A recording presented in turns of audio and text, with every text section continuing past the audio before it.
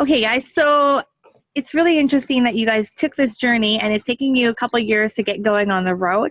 So can you just walk us through what that process looks like? So those of us that are just getting started or wanting to get started on moving into a full-time RV lifestyle, what can we learn from what you guys went through to get to where you are today? Well, the first thing we realized when we first started was that we had to sell everything. I know that some people will put their stuff in storage and that kind of thing, but we didn't want to do that.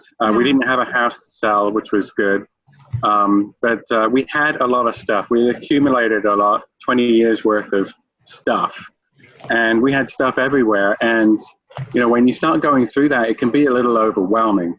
So we had to sell everything. And we started putting ads on Craigslist and selling stuff on eBay. There were a few other things that we tried, you know, like house sales and other things that just didn't work out. Those were the two main things that worked for us. Yeah, we had consistent income. Our goal was to save as much money through getting rid of all of our crap, all of our stuff. And the hard part was the emotional factor. But when you boil it down, your home is your family and what you create. It's not the roof and the four walls where that is. So we just, for the last 3.5 years, we have been selling nonstop. Like literally, it became a second job to get on after the kids went to bed from like 8 to 12 or 8 to 10 to just list, sell, set up dates on Craigslist when the people can pick it up, cash only, eBay, you know, you have to ship it out. You have to be on top of that because they can find you, all that stuff. I mean, it's truly a second job.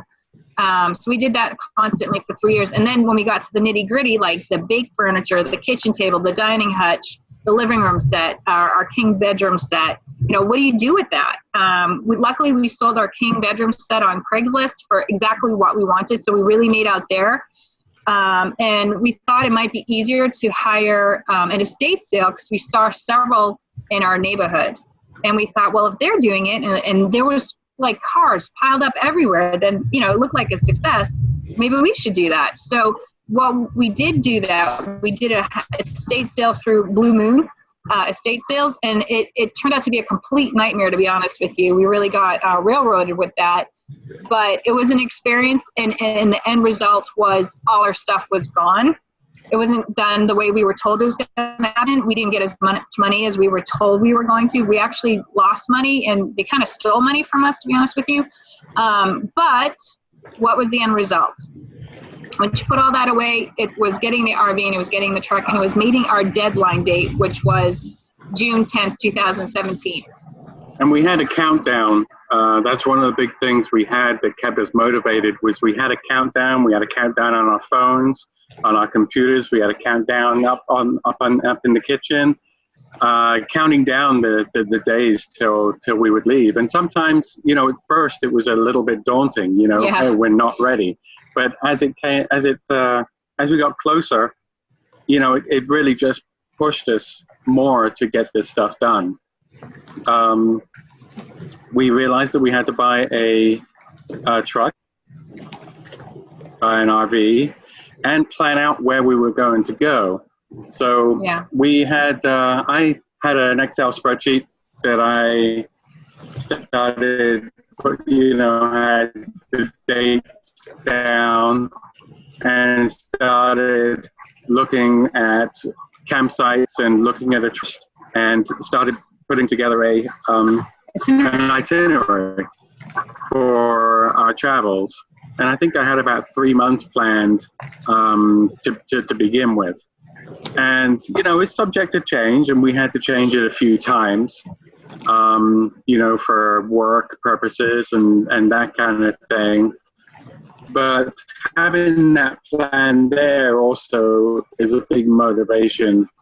To, you know, to say. Along with that, I could actually put a price on how much it was going to stay for the night, what activities could we do in that area, and how much those were going to cost, along with, you know, how much, you know, are we going to spend on food and other things that we need. So really getting a budget together for all of that, it kind of helped with budgeting purposes.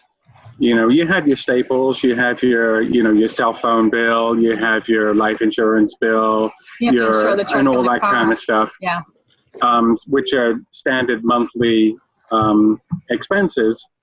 And the spreadsheet kind of interacted with that to add in how much we were going to spend on campsite rent, how much we were going to spend on food, how much we were going to spend on our activities, and how much we were going to spend on diesel and that kind of stuff. Yeah, that all stuff adds up pretty fast. Yeah, that. So when you're budgeting and planning for this, is there a certain amount of money that you're trying to live under throughout the first few months of your trip? And is that going to change over, now that you're in the RV permanently, is that going to change now you're in there permanently and maybe not moving as much as you were in the first few months over the summer? I think it's it was more expensive in the beginning. It was more expensive in the beginning. Because you needed extra things for the RV? You didn't realize you needed? Right. We always found that we needed extra stuff. Extra... we needed cables. We needed carpet for the outside. We needed propane miniature tanks for our grill because it's not attached to the RV. Then we needed... You need to wash your clothes, right? So you didn't realize how much it costs for the laundromat that's on the campsite, and they're not the same. Some can be $1.50, some can be $1, some can be $2.75, some can be $3.50. I thought, well, let's budget maybe $50 a month for the laundry day. You can leave on a Saturday. It's for the kids to learn, us to have fun, for excursions, that type of thing, as a family. So that budget on the laundry, we're trying to keep around $50, $60 a month. And we also have a clothes rack. So if you can dry your clothes outside, that will cut your cost there too. Some RV resorts allow you to have a clothesline, and a lot of them will not. So that adds to, do you get to spend more on the dryer? And sometimes these dryers that are they're commercial sizes do not dry like what you're used to at home. So then you could be doubling up on your drying, which is annoying as well. But what are you going to do? But our budget really was just to live within the confines of my my income to begin with. Kerri's going to be starting to make an income herself, so we figured that would be extra, and we just wouldn't use that. We'd bank it so that we could. Because the next goal is for me to quit my job so that we can completely be full-time and self-sufficient. So that's the goal, is to keep under what I have as an income and save hers. Now, we have found that the summer up in the northern states is a lot more expensive during the summer than it is during the winter. Of course. Because obviously it's peak season. What we also found that we didn't realize before was that the southern states between November and April are peak season. So finding a happy medium there can be a little difficult, but we have found some campsite programs that can lessen that cost. So we found that we want to kind of limit how much we're spending on campsite so that we can actually have more money available for actual activities. Right. To get out of there. We realize that some months are going to be more expensive than others. And, you might spend a little bit more one month, but the next month maybe dirt cheap. Right. So what are your plans for the winter? Whereabouts are you guys head to? The winter? We do want to head south because it's warmer. We want to follow the sun. We want to follow the sun. We're looking to head down through South Carolina, Georgia, and Florida.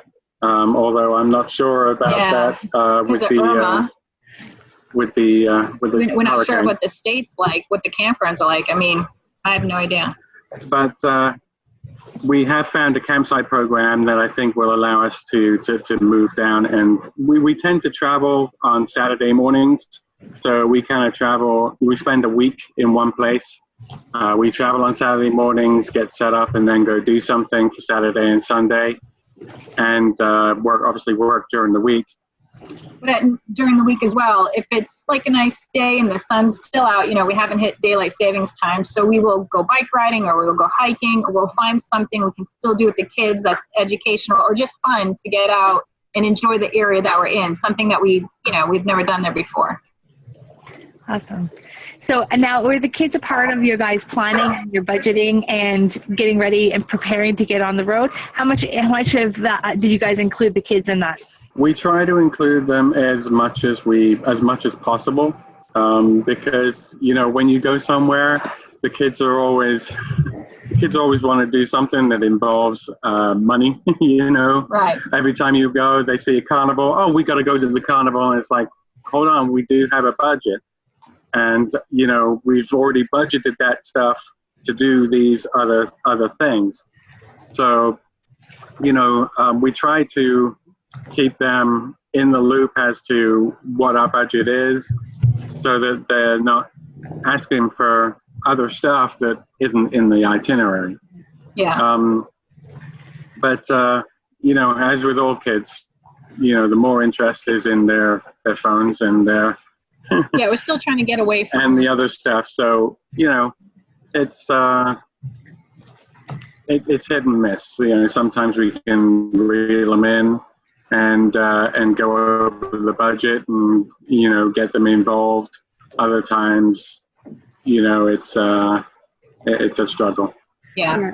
We want them involved because we're trying to lead by example and have them understand how important it is to live by a budget. I mean, a lot of people think budget's like a bad thing, but it actually is a very good thing because you can accomplish more when you actually set a goal for yourself. It's true. I've heard a lot of things about, we're all looking for freedom and a freedom lifestyle, right?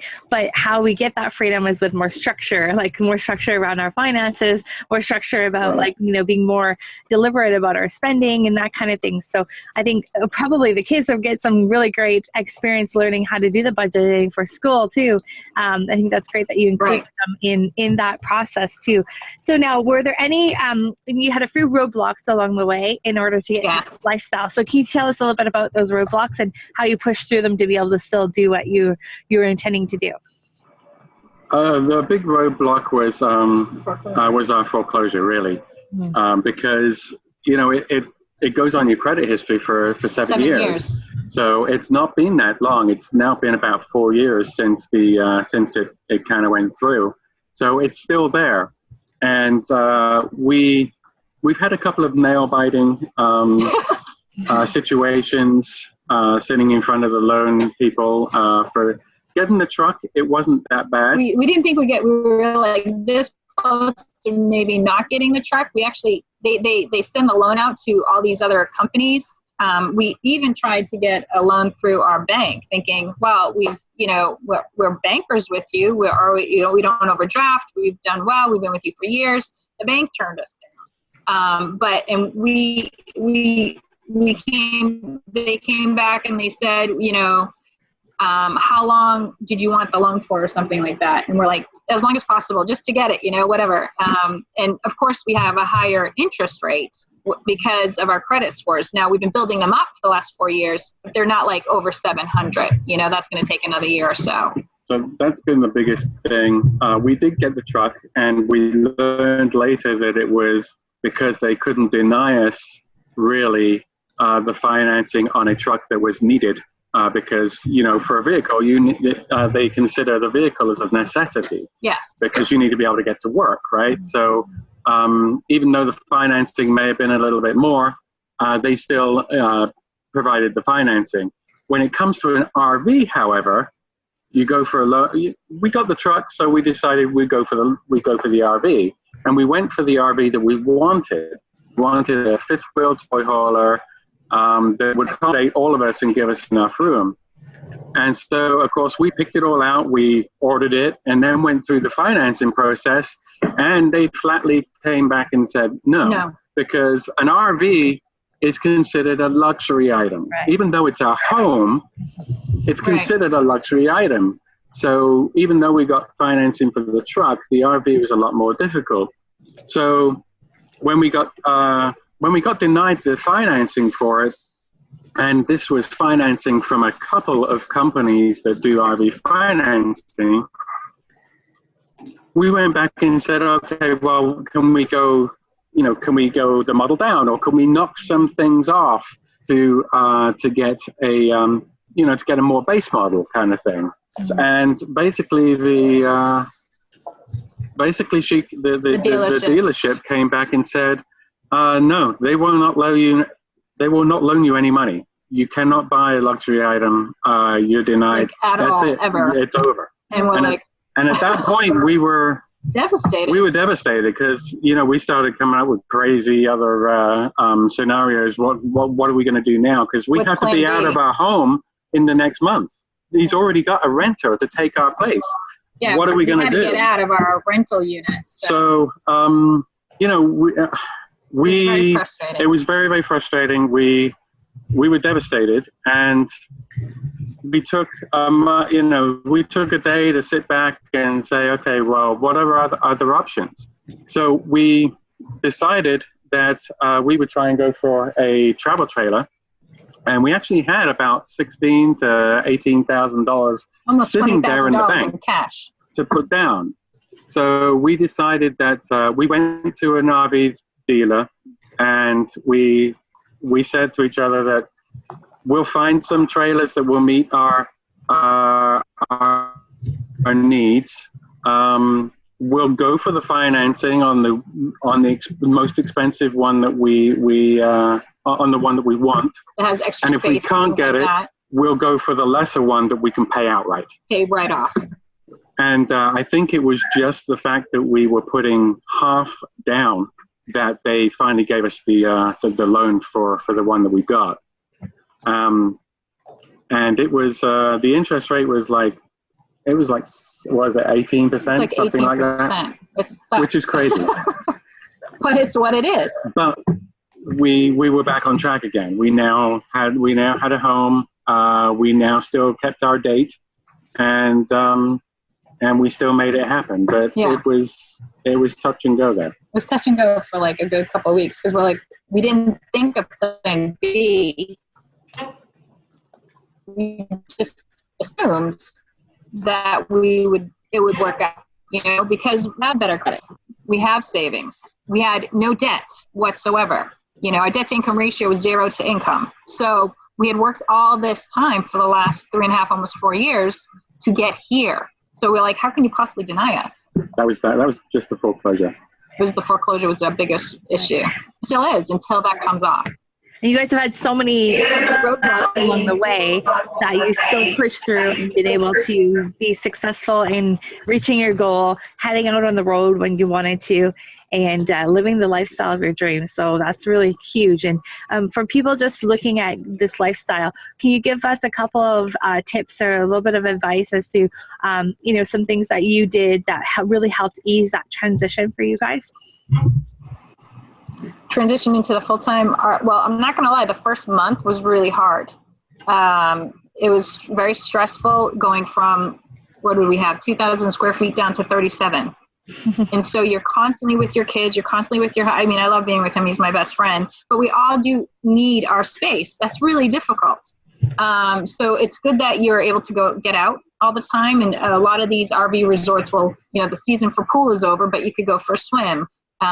You can make some friends, you can interact with other people. And we found that everybody in most of the resorts that we go to are super nice. They'll just come on out and they want to help you with, if you can't get your ball and hitch together, if you're having a trouble leveling, or you're looking for anything, hey, can I help you? They're super nice. So that was a helpful transition, having like a community that you don't even know willing to help you. So that was super nice. What else? I would say don't go out and buy everything, right? And everything that you think you need straight away. Don't do that at all.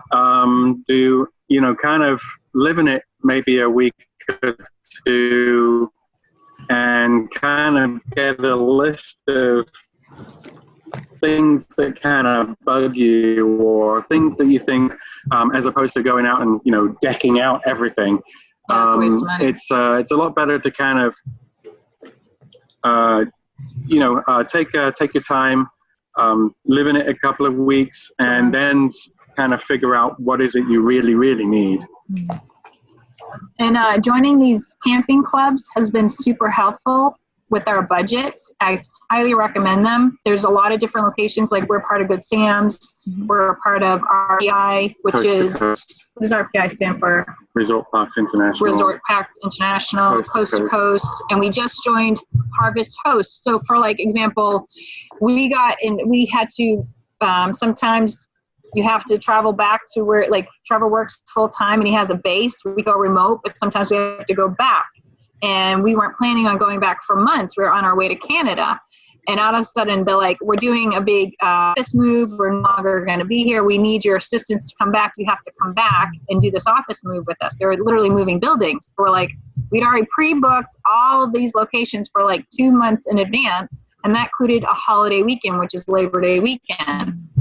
So when we canceled that and we got our refunds back, we then had to find a place to stay, which we worked out. It was one of the places that we only stay in Raleigh because there's only, and then that screwed up for us leaving a week later, like, because everything for Labor Day weekend was already booked. So it threw everything out of whack. And another program that we've used to kind of help you with, like, if everything's booked, what do you do? This is a membership. You pay $40 for the year, and you basically can stay at a museum, a vineyard, or a farm. Now it's dry camping. You need to fill up your water tank. You need to be self-contained. And you need to be self-contained. Nothing can be outside. They don't do tents. But you can camp for free. But you can camp for free by paying that one membership. And that really helped because if you can't have a place to stay, where the hell are you going to go? Walmarts are no longer, there's some Walmarts that don't allow you to do the overnight park anymore. Rest areas, some of those won't let you do it anymore. So these type of memberships are really worth doing because it saves you. You can just find one because like there's over 500 locations and you can just find one and you just drive up and you just dry camp for a night. It's normally one night. If you need to stay longer, you can ask the owner of the property or museum or whatever, and they'll probably say yes, because if they don't have a whole bunch of people staying there, it's not hurting anything. Yeah. And what's cool is it's an education. You can actually get involved with the activities. If, like, for example, a vineyard, they might help say, sure, you can, squish some grapes with us. You're teaching your kids some stuff as well as us, things like that. So I highly recommend these memberships. Also, if you are if you are looking to buy a campsite membership, like through like a member of Coast to Coast or Resort Parks International or something like that, consider buying a resale. Because some of these campsites, some of these camping memberships will, they can cost into the tens of thousands of dollars. And right. Our Coast to Coast membership cost us $500. We made that money back within just in 1 week, and 1 week at a campsite. Yeah. Where would you look to find a resale? Oh, the membership? I did a search online. There was one guy who I think sells them. It's kind of like a side business kind of thing. Also, some of the smaller campsites, they are a lot cheaper than the bigger ones. I did a Google search. Yeah, he did a Google search, but we actually have the contact information. We just can't remember offhand, but I'd like people to know that because it's super Well, we helpful. can put it in the notes after the interview. That would be great. Yeah, because that's always good to know. I didn't know that you could buy a resale one, so that's great. And that's good to know that they're a little bit cheaper. And it's great to hear which ones you guys are using and which ones you're not, because, there's so many different options that it's great to see what's actually worth the money to use and which ones are not worth the money to use. So that's awesome. So I wanted to thank you guys for being with us today. It's been a great interview. We've learned so many nuggets, and you guys have been a great example of setting a goal, really sticking to it, and structuring your budget so that you're able to have more freedom once you hit the road and being able to afford the lifestyle that you want to have while you're out on the road, and how you're able to work and remotely and then, be flexible with your work as well, which is really great. So thank you guys. I appreciate you guys being with us today. And for you guys, make sure you download Kerri and Trevor's free gift below, and that will really help with, some ways of getting started on this lifestyle as well. And make sure you follow them at lifeunboxed.net. And once again, thanks guys for being with us today. Thanks for having us. Enjoy your travels on the road. Thank you.